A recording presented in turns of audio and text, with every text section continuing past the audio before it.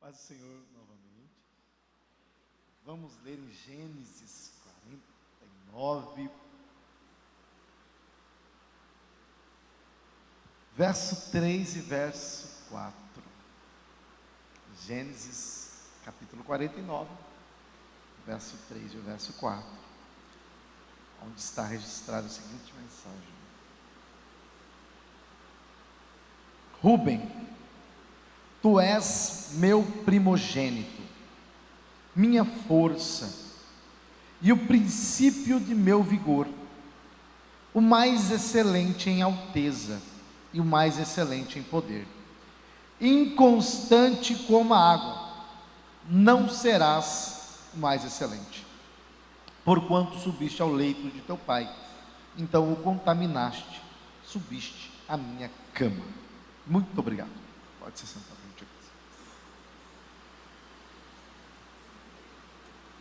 Olha, eu fiquei escandalizado ali com o preço do cachorro quente aqui em Jaru, viu?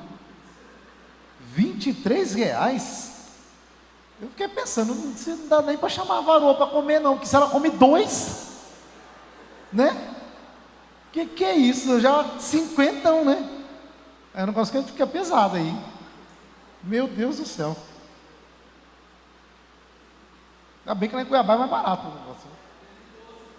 Tem de 12 também, né? Ah, então. Olha, lá em Cuiabá tem uma jovem, filha de um pastor. E aí todo mundo que quer namorar com ela, o pai dela fala bem assim. Ele fala: olha, você vai namorar, mas eu já vou te dizer algo para você não casar enganado. Ela come 8 pães toda manhã. Aí você pensa se você chama ela para o cachorro quente, né? E se for 23?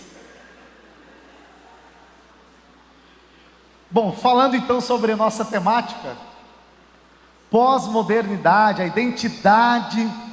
Então primeiro momento eu estou falando um pouco sobre o nosso tempo, para a gente entender um pouco do nosso tempo, né? E aí, no segundo momento, nós vamos refletir sobre o que a Bíblia diz que nós somos, porque há uma mensagem cultural. Hoje a cultura diz algo. Toda cultura tem uma antropologia, ou seja, toda cultura tem uma concepção de ser humano que ela defende, e nós vamos compreender o que a Bíblia diz a respeito do homem, mas a princípio estamos entendendo um pouco sobre a nossa cultura, sobre o nosso tempo, para ficar mais fácil fazer a contraposição, não é verdade? Ok, então eu disse para vocês que a pós-modernidade ela é marcada por uma efemeridade, ou seja, podemos dizer que nosso tempo é conhecido como o Império do Efêmero. Inclusive esse é o título de um livro, O Império do Efêmero. Título bonito, né? O que seria o efêmero? Aquilo que não possui constância, aquilo que não possui substância, aquilo que é passageiro, que é superficial, que é frágil, assim como muitas pessoas hoje não possuem substância, são pessoas que não têm nenhum conteúdo, então elas são de alguma forma efêmeras. Uma das características desse livro é mostrar que a pós-modernidade privilegia a aparência. Na pós-modernidade a aparência ganha um destaque muito grande, e é interessante isso, porque se nós voltarmos de novo lá na Grécia, existe um livro chamado A República de Platão. Nesse livro, o livro 2 da República, tem uma história de um homem chamado Giges. Giges era um pastor de ovelhas. Giges estava cuidando de suas ovelhas tranquilamente. Ele era conhecido como um homem honesto, íntegro. Mas um dia houve um tremor de terra, e Giges percebeu que havia no chão uma cratera, um buraco. Giges, como um bom curioso que era, se aproximou e viu que dentro daquele buraco tinha um cadáver, o corpo de uma pessoa. Giges viu que naquele corpo tinha no dedo daquela pessoa tinha um anel. Giges pegou o anel e colocou em seu dedo. Tudo bem, saiu dali, mas à medida que ele estava brincando com o anel, ele percebeu que aquele anel tinha capacidade de deixá-lo invisível. Aquele anel tinha capacidade de fazer com que os Giges ficasse invisível. Aí você pensa, né? Quando Tolkien escreveu O Senhor dos Anéis, ele coloca lá um anel que deixa invisível. Ele só estava copiando a ideia que Platão falou há muito tempo atrás. O que aconteceu? Quando Giges ficou invisível, ele pegou, matou o rei, se casou com a mulher do rei e se tornou um tirano. Qual que é a ideia dessa história? É mostrar que Giges só era um homem honesto, porque ele tinha medo de ser punido. Então ele cumpria a lei, obedecia, era uma pessoa íntegra, porque tinha medo de ser punido. Se ele quebrasse a lei, fizesse alguma coisa errada, ele seria punido. Mas quando ele pôde ficar invisível, ele pensou: peraí, agora eu posso fazer o que eu quero, ninguém vai ver, ninguém vai me punir. Então ele podia fazer o que queria. Essa história traz uma mensagem. E qual que é a mensagem dessa história? Muitas pessoas só agem de forma correta porque sabe que alguém está vendo, sabe que tem uma pessoa olhando. Mas se não tivesse ninguém vendo, ele ia fazer o que ele quer fazer de fato. E por que essa história é importante para a gente? Porque a pós-modernidade é marcada por aquilo que é chamado de tribalismo. Tribalismo são grupos. Ou seja, segundo a pós-modernidade, a nossa identidade é definida pelo grupo ao qual pertencemos. Então, se eu estou em um grupo, eu faço o que aquele grupo manda. Se aquele grupo pensa daquela forma, eu penso daquela forma. Se eles agem daquele jeito, eu também vou agir assim. Por quê? Porque o grupo determina a minha conduta, segundo a pós-modernidade. À medida que eu mudo de grupo, eu mudo de conduta. E eu só estou agindo daquela forma por causa do grupo que eu estou inserido. Então, se eu estou na igreja, por exemplo, eu sou crente, canto, dou glória a Deus, falo como crente, visto como crente. Mas se eu saio da escola, da igreja, vou para a faculdade ou para a escola, aí meu comportamento muda, porque o grupo mudou. Ou seja, eu não tenho uma identidade pautada em um princípio imutável. A minha identidade é construída a partir do grupo que eu estou inserido. Conforme eu mudo o grupo, eu mudo a minha conduta. É igual Giges, só agia de forma correta porque tinha alguém vendo. À medida que ele pôde ficar invisível, ele fez o que queria fazer. Aí vem a grande característica. Se você olhar para a água em seu estado líquido, ela assume a forma do ambiente na qual ela está inserida. Não é verdade? Se você pegar um recipiente redondo e colocar a água ali dentro, ela vai assumir a forma daquele recipiente. Se você pegar um recipiente quadrado e jogar a água ali dentro, a água vai assumir a forma daquele recipiente. Porque a água, em seu estado líquido, ela se amolda, se adequa ao ambiente. Sociólogo polonês chamado Zygmunt Bauman disse que vivemos um período em que as pessoas possuem uma identidade líquida. Uma identidade líquida. Só uma curiosidade. Uma vez quando eu fui falar em Cacoal, né, e tinha aquela moça interpretando, né, Libras, e eu fiz uma pergunta para ela. Eu falei assim: quando a gente fala esses nomes assim difíceis, como Zygmunt Bauman, por exemplo, como que você faz? Porque, né, é uma curiosidade minha. Ela falou: olha, a gente tenta interpretar do jeito que dá. Porque tem uns nomes que o negócio é difícil. Ou seja, qual é a característica da água? A água se adequa ao ambiente. Rubem era como a água, ele era inconstante, ele não tinha uma forma definida. Dependendo do ambiente, ele se adequava àquele ambiente, reproduzia aquele comportamento. Rubem perdeu por assim dizer, a bênção da primogenitura, exatamente porque foi inconstante. E uma das características da pós-modernidade é exatamente a inconstância. Por isso que vivemos uma modernidade líquida. É o título de um livro. Você colocar no Google, modernidade líquida, falando do nosso tempo, em que os indivíduos não possuem uma identidade fixa. Está na igreja, se comporta daquele jeito. Vai para a faculdade, se comporta daquele jeito. Vai para a escola, se comporta daquele jeito. Eu tinha um aluno que se chamava Leonardo. Como eu estou longe de casa, eu posso falar o nome dele, né? Lá em Cuiabá eu tenho que tomar cuidado, não falo o nome dele, é quem alguém conhece. E ele se chamava Leonardo. E na escola ele era terrível. Um dia eu estou numa igreja pregando, eu olho no conjunto dos adolescentes, eu vejo que uma pessoa se escondendo. Eu venho para cá, ele se esconde, eu vou para lá, ele se esconde. Eu falo, mas que interessante. Quando ele bobeou, eu vi, era o Leonardo. Pensa a minha surpresa, saber que o Leonardo era crente. Olha, fiquei assim, quase perdi a mensagem, sabe? E o Leonardo também estava sem graça, porque não sabia que eu ia pregar. Não, eu não tinha ido.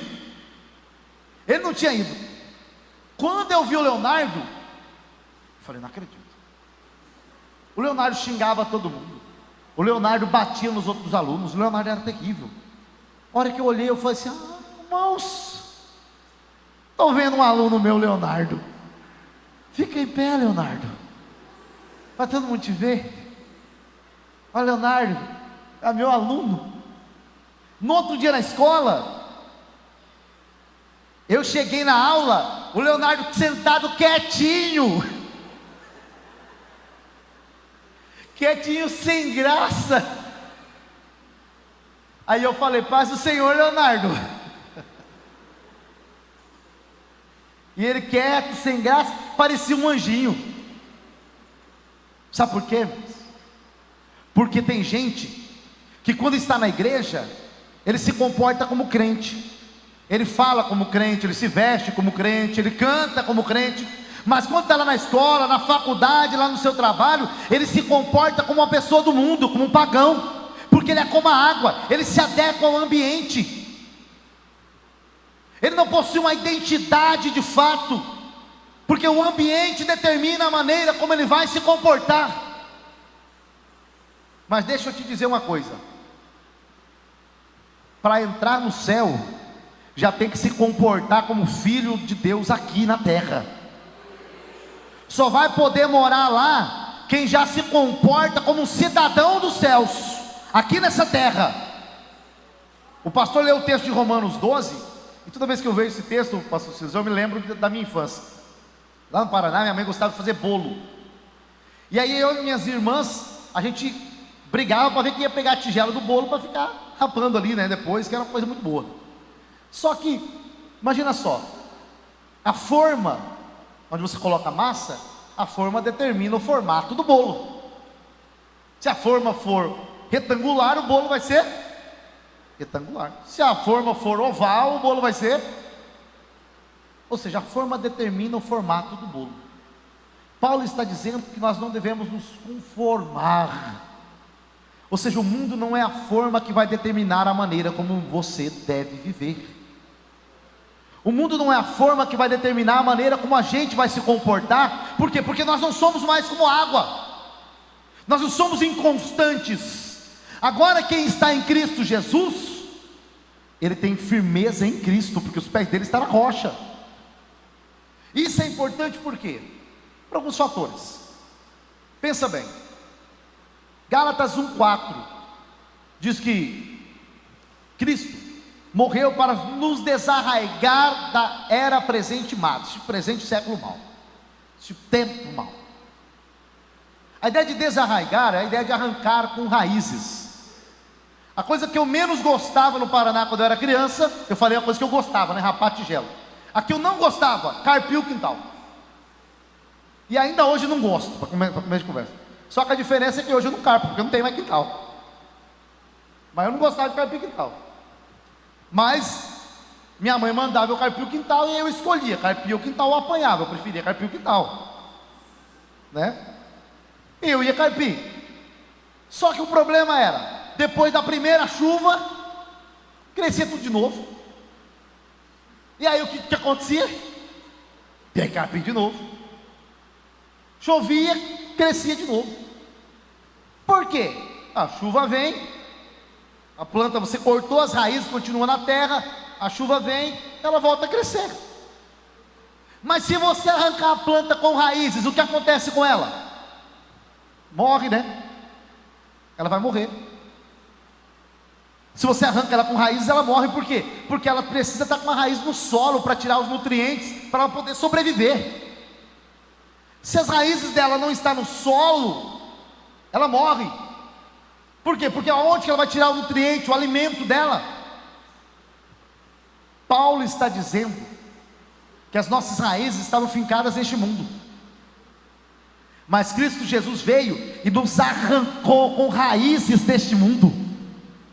Aí você pode me dizer, mas então eu vou morrer? Exatamente isso. Você vai morrer, mas vai morrer para este mundo. E se você morre para este mundo, você agora vive para Deus. Se você não está mais com as raízes neste mundo, significa que este mundo não é mais quem te sustenta. O seu alimento não vem mais deste mundo, mas vem de Deus, da eternidade, dos céus. Porque as suas raízes não estão mais aqui neste solo. Você morreu para este mundo. João 12, Jesus disse, olha, se a semente não cair no solo e não morrer, eu acho que o pastor Vajão ontem até falou um pouquinho sobre a semente, né? Acho que foi o senhor mesmo, né? A semente, o pastor falou sobre plantar a semente, né? Mas sabe uma coisa interessante? O senhor falando, eu pensando, né, ali. Quando você planta a semente, você tem que plantar a semente. Mas, para ela brotar, ela precisa morrer. Porque quando a semente morre, sai de dentro dela uma nova vida. Algo novo sai dela. Jesus disse em João 12, falando dele mesmo, que a semente do trigo precisa morrer, para que nova vida brote. Nós morremos, mas porque morremos, uma nova vida agora surgiu, que é a vida do reino, que é a vida que o Senhor Jesus nos dá. É por isso que o mundo não pode te influenciar, é por isso que você não pode ser inconstante, é por isso que você não é levado pela aparência, é por isso que você não vai se comportar de forma santa porque tem alguém te vendo. Você vai se comportar de forma santa porque tem uma nova vida que brotou dentro de você, que te direciona, que te impulsiona. Olha que coisa interessante. Quem aqui já viu um peixe morto? Vocês nunca viram um peixe morto? Um dia eu perguntei, né, quem aqui nunca, para um lugar que estava pregando, quem já viu um peixe morto? Aí uma jovem assim, eu falei, quem nunca viu? Aí uma jovem levantou a mão, disse que nunca tinha visto um peixe morto. Eu falei, você nunca comeu peixe? Comi. Eu falei, você comeu vivo? Porque assim, né? Você comeu peixe, então, logicamente estava morto. O peixe morto, ele é levado pela correnteza. A correnteza leva o peixe morto para onde ela quer. Mas o peixe vivo, ele tem poder de nadar contra a correnteza. Efésios capítulo 2, Paulo diz que nós estávamos mortos em pecados e delitos e vivíamos conforme o curso deste mundo. Este mundo levava a gente para onde ele queria, porque estávamos mortos. Mas quando Jesus veio e nos deu vida, ele disse, agora você tem força para andar na contramão deste mundo, porque você tem vida. O mundo não vai determinar a forma como você vai se vestir, o mundo não determina a forma como você vai falar, a forma como você se comporta, muito menos os seus relacionamentos. Por quê? Porque quem determina a maneira como você vai viver é a palavra de Deus, é o Senhor. Porque agora você tem uma nova vida. Então você não é movido, você não é o Giges da vida. Porque o Giges se comporta de forma correta porque tem medo, porque sabe que tem gente vendo ele. Interessante que a palavra ética vem do grego ethos. A tradução para ethos é costume, modo de ser ou caráter. Caráter. Aristóteles, na Ética Nicômaco, usa a expressão ética como caráter. E olha que interessante. Caráter é um conjunto de características, qualidades que determina a maneira como vemos o mundo e a forma como reagimos, atuamos nesse mundo. Para Aristóteles, é a ética que determina a minha conduta. Isso é interessante por quê? Porque, lembra do Giges? Ele só agia de forma correta porque tinha medo do quê? Ser punido. Se você tem ética, a ideia é essa, se você tem ética, ou seja, caráter, você não vai agir de forma correta porque tem alguém te vendo. Você vai agir de forma correta porque você tem... Esse jeito eu vou largar o microfone. Você tem o quê? Caráter. Se você tem caráter, você vai agir de forma correta. Por quê? Vamos lá, gente. Eu já dei a resposta na minha fala. Porque você tem caráter. É o caráter que determina a sua conduta. Se você não tem caráter, então a sua conduta é resultado da sua falta de caráter, ou de um caráter mal formado. Mas a ideia é, quem age de forma correta, só porque tem medo do que o outro está vendo ou vai falar, é porque não tem caráter. Porque quem tem caráter, ele age de forma correta, ainda que não tenha ninguém vendo. E quem é cristão tem o caráter de Cristo. A gente não vai se comportar de forma correta só porque tem um pastor, um líder ou um pai perto. Você vai se comportar de forma correta porque você tem princípios, porque você tem caráter. E ainda que ninguém esteja vendo, você vai agir de forma correta. Não porque os outros estão vendo, mas pelo caráter que você tem. Porque é uma nova vida que te move agora. Então a coisa é muito diferente. Percebe? Agir de forma correta não depende meramente dos outros que estão vendo. Imagina que eu estou andando na rua e o pastor Varjão está indo à minha frente, ele deixa cair a carteira dele. Eu vejo que tem umas 10 notas de uns 200 lá. Inclusive está raro, né? É difícil achar nota de 200 hoje em dia.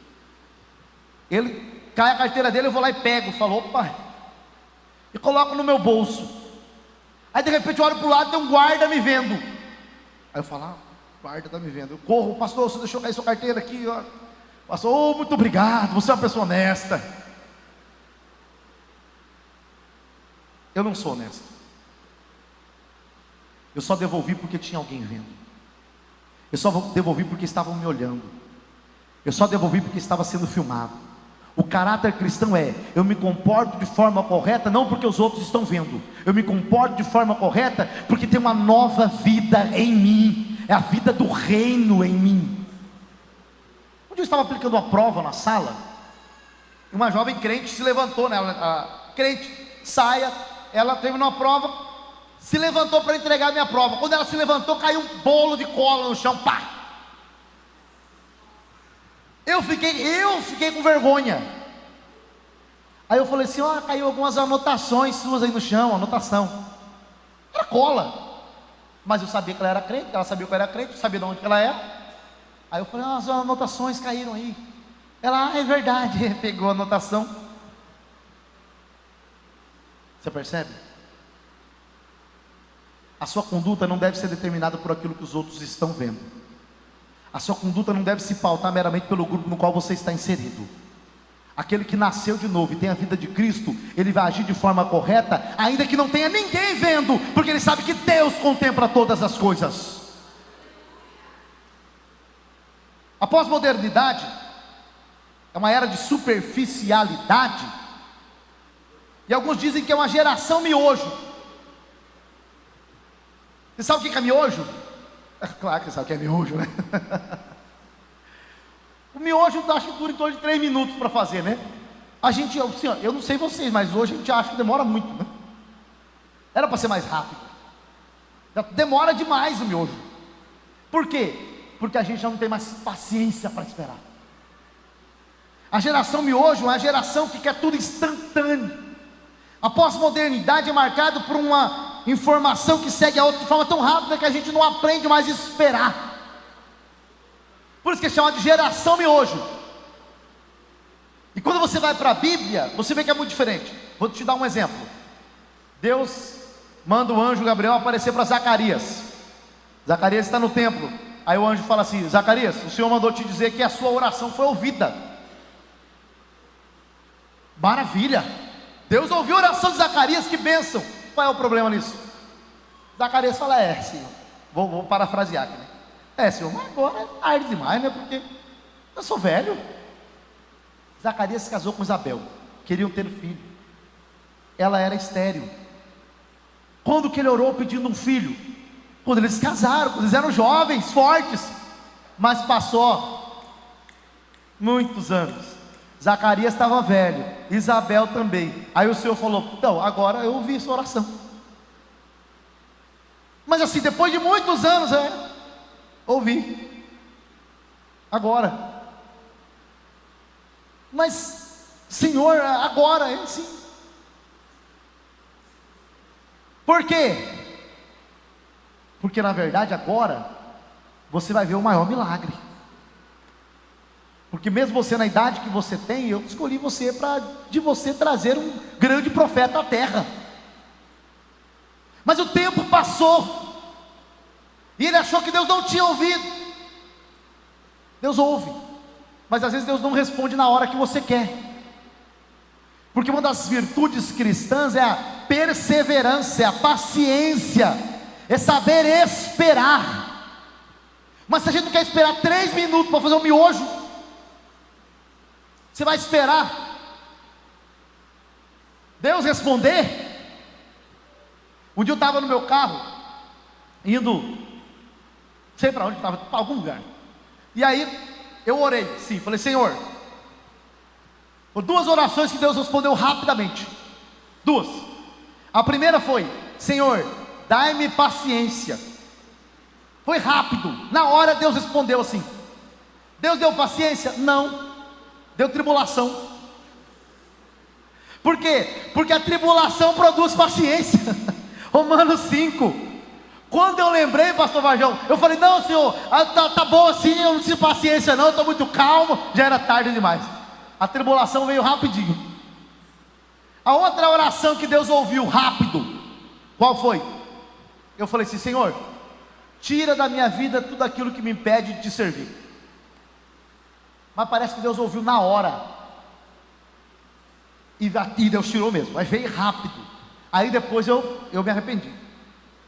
Depois eu falei: ô Senhor, o Senhor podia devolver, o Senhor podia dar de novo. Por quê? Porque Deus trabalha em nós. E muitas vezes vai doer bastante o que Deus está fazendo em nós. Mas Deus trabalha primeiramente em nós, para depois trabalhar através de nós. Você está aqui nesta tarde, talvez com sono, cansado, querendo dormir, mas não é em vão. Sabe por quê? Porque Deus está trabalhando em você, para trabalhar através de você. Vivemos uma época que as pessoas querem tudo agora, na mão, instantaneamente. Mas com Deus não é assim. Existe um processo, e o processo às vezes é longo e doloroso, mas o processo não é maior do que o propósito que Deus tem na sua vida. Isso é interessante, sabe por quê? Porque às vezes Deus mostra para a gente o propósito, mas não o processo. Deus mostrou para José o sonho: você vai governar. Mas não mostrou a cova, não mostrou ele sendo vendido pelos irmãos, não mostrou ele sofrendo, na prisão, acusado falsamente, não mostrou nada disso. Porque se Deus mostra, o homem desanima. Não é verdade? Mas fica tranquilo, você só precisa saber aquilo que Deus vai fazer. Agora o caminho que você vai passar para chegar lá, meu amigo, fica tranquilo, Deus não te mostra, mas vai se cumprir. Se você se colocar na posição que Deus tem te chamado, fica tranquilo. Por quê? Porque quem tem domínio sobre você não é o mundo. Porque você não é mais uma planta plantada neste mundo. Você agora está com as raízes na eternidade. E a eternidade te sustenta. Todos nós que estamos aqui, nós podemos sentir um pouquinho do gosto da eternidade. A gente consegue sentir um pouquinho do gosto da eternidade. Por quê? Porque agora é o reino de Deus, é a eternidade que nos molda, que nos move. Em Hebreus capítulo 6, que é um texto assim, facinho de explicar, né? Moleza, né? Sobre apostasia, muito fácil, para não falar o contrário. Ele diz algo interessante. Ele diz que alguns provaram os dons futuros, ou seja, está falando da eternidade. Aqui agora, neste mundo, Deus já nos dá um pouquinho do gosto do que a gente vai desfrutar na eternidade com Ele. Aqui. Sabe quando você vai no casamento, você está morrendo de fome? Porque crente, quando vai no casamento, ele fica uns 2 dias sem comer, para poder comer lá, né? Para poder representar bem. E aí você está lá com fome, aí fala bem assim: liberou o aperitivo. A fila, você vai lá, corre, né? Mas o aperitivo não é a janta. O que é melhor, o aperitivo ou a janta? Com certeza é a janta. Mas se você enche a barriga com o aperitivo, você não tem espaço para a janta. Mas o aperitivo é bom. Mas o aperitivo é só para você aguentar a janta, não é verdade? O aperitivo é, ó, calma, eu sei que você está amarelo de fome, mas assim, come isso aqui para você aguentar a janta é melhor. A ideia é, Deus já te dá um pouquinho do gozo da eternidade, dizendo assim, ó, é só para você suportar as aflições do tempo presente. Calma, que o que está por vir ainda é melhor. É só um aperitivo. Não é só isso aqui não. O que você está desfrutando aqui é só o aperitivo. O melhor ainda está por vir. Então não desanima. Então a era miojo é a era da inconstância. A gente quer tudo na hora. Mas Deus não trabalha assim. Deus, Ele trabalha com um processo. Demora, às vezes é doloroso, mas fique tranquilo. A renúncia, se for por Deus, tem uma recompensa. Se você renunciou por causa do Senhor, fique tranquilo, há uma recompensa. E por que Deus trabalha em nós? Para que nós ganhemos, ou adquiramos, sei lá, alcancemos a maturidade. Essa é a melhor palavra. Alcancemos a maturidade. Como que você vai desenvolver maturidade em um tempo em que tudo é inconstante, tudo é passageiro, tudo é superficial? O índice de imaturidade em nosso meio é gigantesco, não é verdade? Por quê? Porque as pessoas não estão dispostas a enfrentar um processo. E a imaturidade, né, é muito grande. Existe aquilo que é chamado de complexo de Peter Pan. Complexo de Peter Pan é o nome de um livro, inclusive. O que é o complexo de Peter Pan? Quando eu lembro que eu era mais novo, um jovem na igreja, ele era um cooperador, e ele se vestia muito bem. Era uma pessoa muito elegante, e ele tocava, ele era um músico, tocava, e eu admirava ele demais. Eu achava aquilo muito interessante, porque ele se vestia muito bem, era uma pessoa muito elegante, era um cooperador, um músico, e eu ficava pensando assim, ó, eu quero ser igual aquele jovem lá. Eu quero ser igual aquele jovem. Não vou dizer assim, né, quando eu crescer, porque não deu certo, né? Mas quando eu ficar mais velho, eu quero ser igual aquele jovem. Só que o dia que eu conheci ele, eu descobri uma coisa: ele era tão imaturo que era difícil ficar perto dele, porque ele só tinha a aparência, mas ele não tinha maturidade. O que era o complexo de Peter Pan? Peter Pan era um jovem que era criança para sempre, né, pastor Adriano? Nunca crescia, não se desenvolvia. Tiago capítulo 1 e primeira carta de Pedro capítulo 1, ambos os textos estão dizendo: quando você passar por provações e tribulações, se alegre. Mas como que eu vou me alegrar passando por tribulação? Você tem que se alegrar, porque as tribulações que Deus manda na sua vida são para fazer você crescer, amadurecer. Não dá para se tornar maduro do dia para a noite. Por isso que ser cristão em tempos pós-modernos é desafiador. Por quê? Porque aqui demanda um processo, mas lá fora tudo é rápido, tudo é instantâneo, né? Todo mundo quer ser gerente, né? Gerente de conta, negócio. Hoje em dia a coisa é muito rápida. Você é cooperador hoje, amanhã quer ser pastor, se não te consagra, você vai para outro lugar. Por quê? Porque não quer o processo. Mas a fé cristã não é essa. E a aparência é uma coisa tão interessante, no sentido negativo do termo, que existem pessoas que só têm isso. Maquiavel, ele conta a história de Júlio César. Eu estava comentando até sobre ele ontem na mesa. Júlio César, alguns dizem que ele foi o primeiro imperador romano, outros dizem que não. Júlio César um dia chegou em casa e olhou para sua esposa e disse assim: fiquei sabendo que você está me traindo. E ela disse: não, jamais te traí, sempre fui fiel. Aí ele disse assim: para ser mulher de Júlio César, não basta ser fiel, tem que parecer fiel. Mate essa mulher. O que Maquiavel diz? Ela era fiel, mas não parecia. E aí Maquiavel diz: então não importa o que você é, só o que você aparenta ser. Mas isso é um problema. Por quê? Porque enquanto a pós-modernidade está preocupado com a aparência, a fé cristã não. Para a fé cristã, o que importa é exatamente o que você é. Porque tem gente que tem aparência, mas não é. E quando Jesus chegou, ele olhava para os fariseus e todo mundo olhava para os fariseus. A roupa arrastava no chão, versículos na orla das vestes, os tefilins amarrados, orava e jejuava 3 vezes ao dia, cabelo bagunçado, era o ícone de santidade. Aí Jesus olha e diz assim: se a vossa justiça não exceder a dele, você não entra no reino. Mas como que eu vou ser mais justo que esse povo? É simples, porque eles estão preocupados com a aparência. Por fora são bonitos, mas por dentro tem sujeira. Vivemos em uma era em que as pessoas estão preocupadas meramente com aquilo que aparenta, com o exterior, mas não se preocupa com desenvolver uma vida cristã de fato. E aí eu volto para o termo caráter. Porque na pós-modernidade, inclusive a expressão império do efêmero, que eu descrevi para vocês aqui já, descreve a era da moda. O que a moda diz? A moda é exatamente a aparência, né? Não que você não deve se preocupar com a sua aparência, porque tem gente também que é só misericórdia, né? Você tem que se preocupar com a sua aparência, mas isso não pode ser o seu atrativo. A aparência não pode ser o que mais chama a atenção em você, porque se você tiver só isso, então você é um pobre coitado, uma pobre coitada.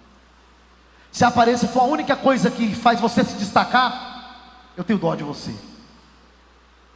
Mas se você tem conteúdo, se você tem vida com Deus, espiritualidade, ainda que você não seja bom de aparência, fique tranquilo, você tem algo muito melhor do que a aparência. Um dia eu fui numa festa, e eu estava pregando, né? E aí eu falei: olha, eu vejo que tem adolescentes bonitos. E aí eu vi que tinha um que riu muito, né? E quando eu olhei para ele, ele não era bonito. E eu fiquei pensando, né? Ele riu exatamente porque ele não é, né? Mas ele achou que eu estava falando para ele. Mas depois que eu conheci e conversei com aquele adolescente, eu percebi que ele era um jovem tão diferente, um adolescente tão diferente dos outros, que ele se tornou uma pessoa bonita. Por quê? Porque ele era uma pessoa que tinha vida com Deus. E quando você tem vida com Deus, você se torna uma pessoa diferente. Aonde você vai, você faz a diferença. Enquanto as pessoas lá fora estão preocupadas meramente com a roupa que você usa, estão preocupados meramente com o carro que você tem, com a conta bancária que você tem, quando você é uma pessoa diferente, ainda que você ande de ônibus, bicicleta ou a pé, você é uma pessoa diferente do mundo, porque você tem algo que o mundo não tem. O nosso tempo privilegia aquilo que os olhos veem, mas quem está em Deus, segunda carta de Paulo aos Coríntios, final do capítulo 4, início do capítulo 5, Paulo diz que nós não somos guiados por aquilo que nós estamos vendo, porque aquilo que se vê é passageiro e efêmero, mas estamos sendo guiados pela eternidade, por aquilo que os olhos físicos não veem, aquilo que governa a nossa vida, aquilo que não se vê com os olhos físicos. Você percebe o contraste de uma era em que só importa aquilo que aparenta, para o evangelho que está lidando com a essência? Quando Pedro, por exemplo, na primeira carta, no capítulo 3, capítulo 2, também fala sobre isso, mas ele vai dizer que o atrativo da mulher não seja as tranças. Qual que é a ideia ali?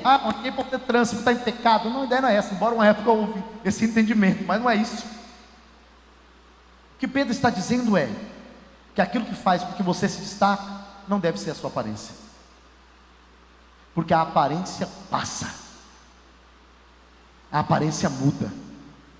E para entender identidade, a gente vai ter que entender duas coisas: a identidade qualitativa e identidade quantitativa. Então, dois termos: identidade qualitativa e identidade quantitativa. O que é identidade quantitativa e o que é identidade qualitativa? Veja só, se nós pudéssemos olhar uma foto sua hoje, pegar uma foto sua agora e comparar com a foto sua, sei lá, 10 anos atrás, Haveria muita diferença, não haveria? Teria muita diferença. Uma foto sua, vou pegar você hoje com uma foto sua 10 anos atrás. Tem gente que há 10 anos atrás era feio demais, e que hoje continua feio, mas mudou bastante, né? Tem gente que há 10 anos atrás melhorou bastante para hoje. Tem gente que virou outra pessoa, parece que renasceu. Mas quando você pega e olha a sua foto, você ainda diz: sou eu. Por quê? Apesar de todas as mudanças que você passou, você olha e diz: sou eu. O que faz com que você continue dizendo: sou eu, apesar de todas as mudanças? Você mudou. As células do seu corpo estão morrendo, estão passando por mudança. Uns engordaram, outros emagreceram. Mas você diz: sou eu. Essa é uma questão de identidade. Vou dar um exemplo para você entender. Existe um dilema chamado dilema do barco de Teseu. Teseu tinha um barco de madeira. As madeiras do barco foram ficando velhas. Teseu foi substituindo a madeira. Substituiu 1, 2, 3, 4, 5, 6, 7, 8, 9, 10. Chega uma hora que Teseu havia substituído todas as madeiras do barco. O homem que consertava o barco de Teseu pegou a madeira antiga do barco de Teseu e fez um outro barco. A pergunta é: qual é o verdadeiro barco de Teseu? Aquele que foi feito com todas as madeiras do barco, ou...